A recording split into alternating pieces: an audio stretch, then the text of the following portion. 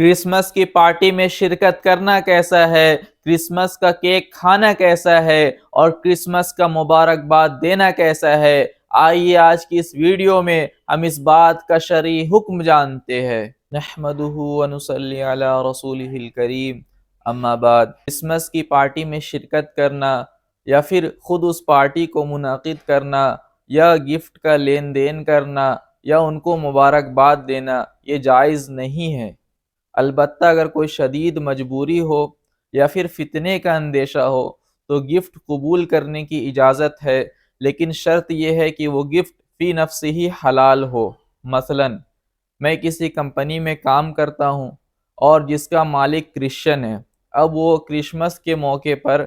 Gift کے طور پہ کیک دے رہا ہے، وہ کیک فی نفس ہی حلال ہے اس کا کھانا، اور فتنے کا یہ اندیشہ ہے کہ اگر میں لینے سے انکار کر دوں گا تو باس مجھ کو نوکری سے نکال دے گا اور پھر آسانی سے کوئی جاب مجھے نہیں ملے گا،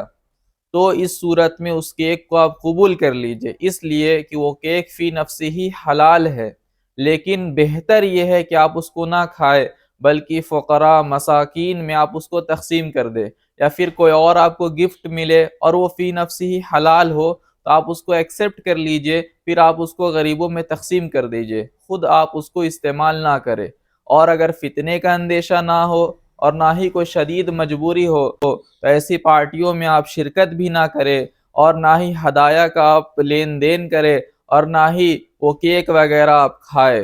جزاکم اللہ خیرہ۔